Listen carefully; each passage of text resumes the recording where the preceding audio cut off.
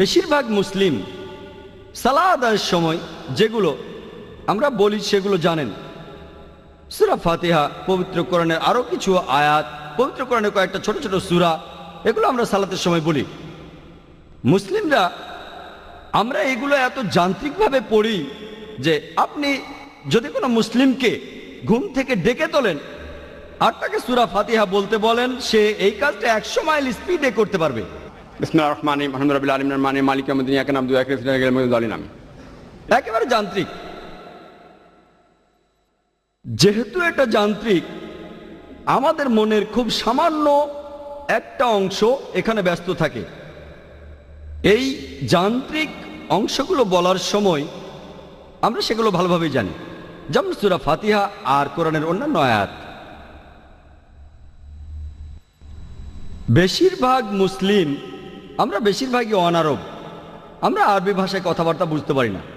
আর যেহেতু আমরা সালাতের সময় যেটা পড়ছি সেটা বুঝতে পারছি না, তখনই এই সম্ভাবনাটা দেখা দেয় যে আমাদের মন চিন্তা করবে। সেজন্য মন যাতে এইসব চিন্তা না করতে পারে, আমরা সালাতের সময় আরবিটা পড়ব আর একই সাথে আমরা এই আরবি আয়াতগুলোর অর্থ বুঝতে চেষ্টা করব।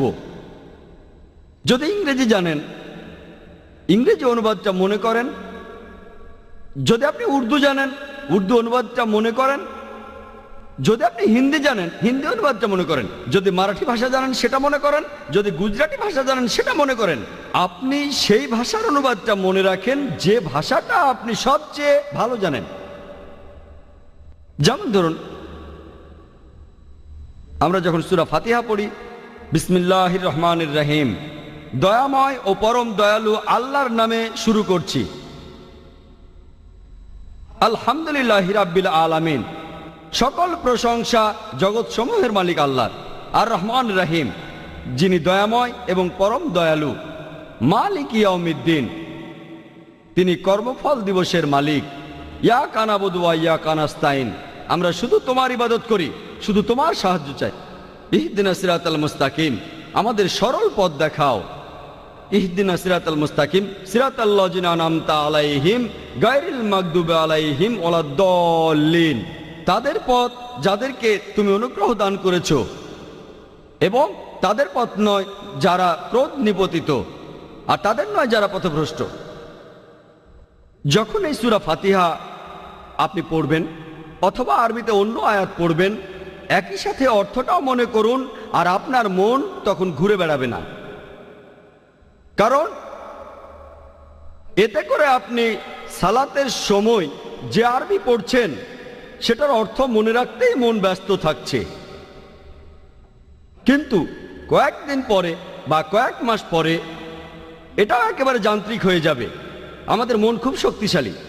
আপনি আরবিটা পড়বেন আর অর্থটা মনে করবেন, কারণ আমাদের মন খুবই শক্তিশালী। এখানেও সম্ভাবনা থাকে যে মন অন্য চিন্তা করবে, কিন্তু সম্ভাবনাটা কম, কারণ মনের খুব ছোট্ট একটা অংশ আরবি পড়ায় ব্যস্ত থাকবে। আর আপনার মনের যে বাকি অংশটা তখন অর্থ মনে করবে। অন্য চিন্তা করার সম্ভাবনা কম, তারপরও মন চিন্তা করতে পারে। মনের এই চিন্তা দূর করার জন্য আপনি আরবিতে আয়াতগুলো পড়বেন আর সেগুলোর অর্থ মনে করবেন। এছাড়াও আপনি মনোযোগ দেবেন যে আয়াতগুলো পড়ছেন আর তার অর্থ মনে করছেন। একজন মানুষ দুটো জিনিসের উপরে 100% মনোযোগ দিতে পারে না। দুটো জিনিসের উপর 50% মনোযোগ দেওয়া যায়, বা 80% 20%, কিন্তু 100% দুটো আলাদা জিনিসের উপরে কেউ মনোযোগ দিতে পারে না।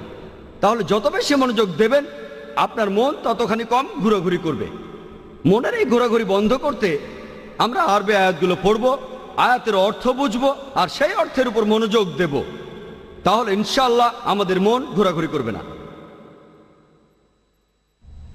আমার লেকচারের শুরুতে পবিত্র কোরআনের একটি আয়াত বলেছিলাম। সূরা আনকাবুতের 45 নম্বর আয়াতে উল্লেখ করা হয়েছে, বলা হয়েছে, উতলু মা উহিয়া ইলাইকা মিনাল কিতাবি ওয়া আকিমিস সালাতা ইন্নাস সালাতা তানহা আনিল ফাহশাই ওয়াল মুনকার।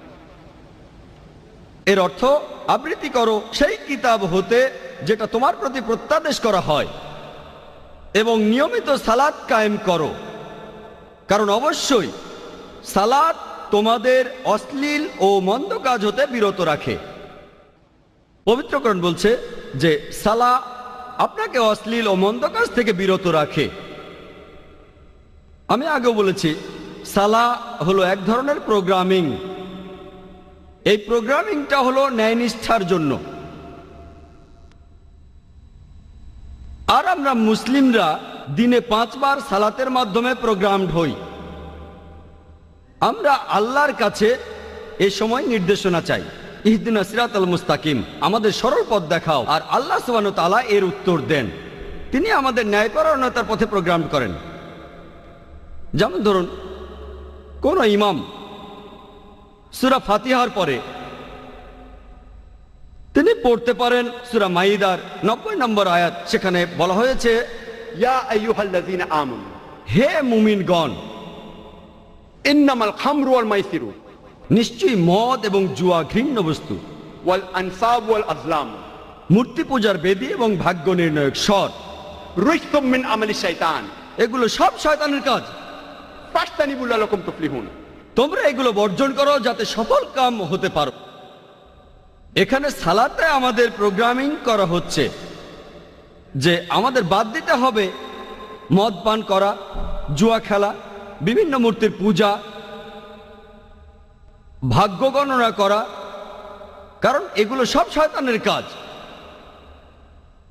ইমাম সূরা ফাতিহার পরে পড়তে পারেন সূরা মাইদার 3 নম্বর আয়াত। সেখানে উল্লেখ করা হয়েছে,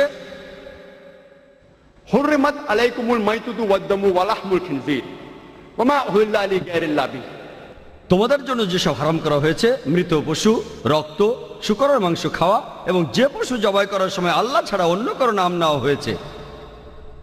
এখানে সালাতের মধ্যে আমাদের প্রোগ্রামিং হচ্ছে আমাদের এই খাবারগুলো খাওয়া উচিত না।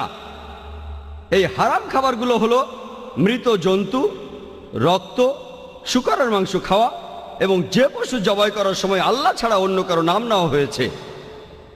আমাদের প্রোগ্রামিং হচ্ছে ন্যায়পরায়ণতার পথে। ইমাম সূরা ফাতিহার পরে তিনি পড়তে পারেন সূরা ইসরার 23 নম্বর ও 24 নম্বর আয়াত। সেখানে বলা হয়েছে যে আল্লাহ সুবহানাহু ওয়া তাআলা তোমাদের নির্দেশ দিয়েছেন তোমরা শুধু তার ইবাদত করো এবং পিতামাতার সহিত সদ্ব্যবহার করো।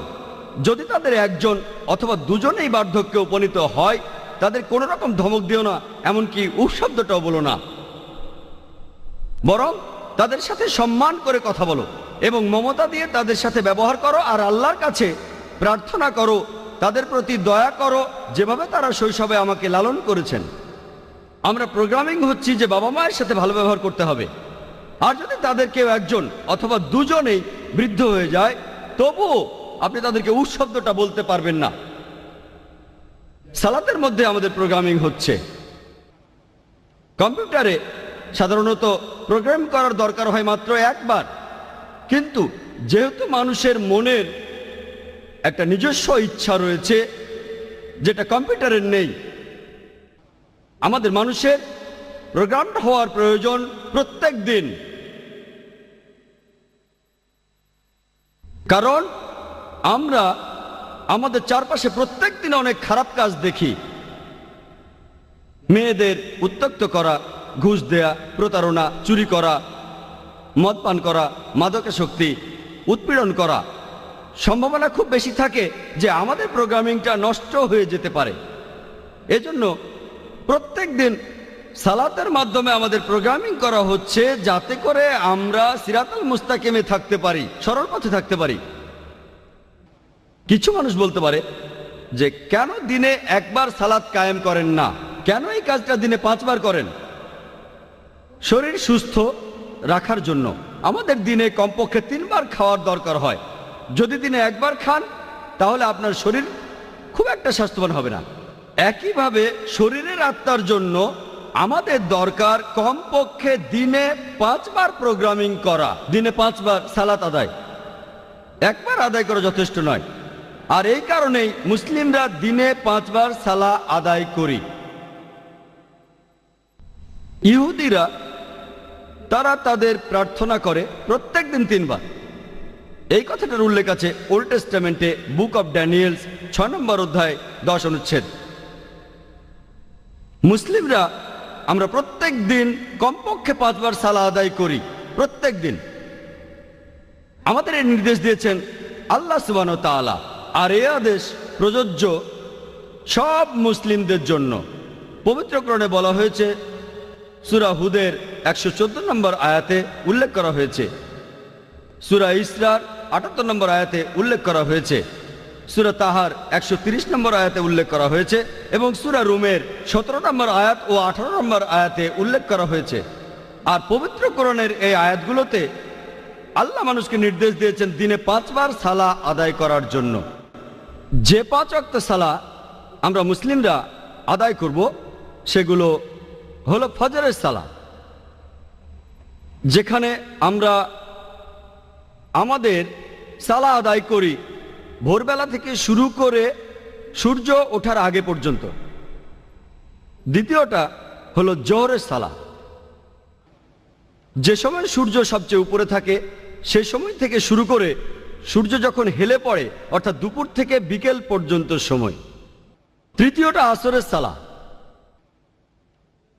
জোহরের ওয়াক্ত শেষ হওয়ার পর থেকে সূর্যাস্তের ঠিক আগ মুহূর্ত পর্যন্ত। চতুর্থ হলো মাগরিবের সালাহ, সূর্যাস্তের সময় থেকে শুরু করে আকাশে লালিমা থাকা পর্যন্ত। আর এশার সালাহ আকাশে লালিমার পর থেকে মধ্যরাত পর্যন্ত যে কোনো সময় আদায় করা যায়। মুসলিমরা সালাহ আদায় করবে প্রত্যেক দিন কমপক্ষে 5 বার।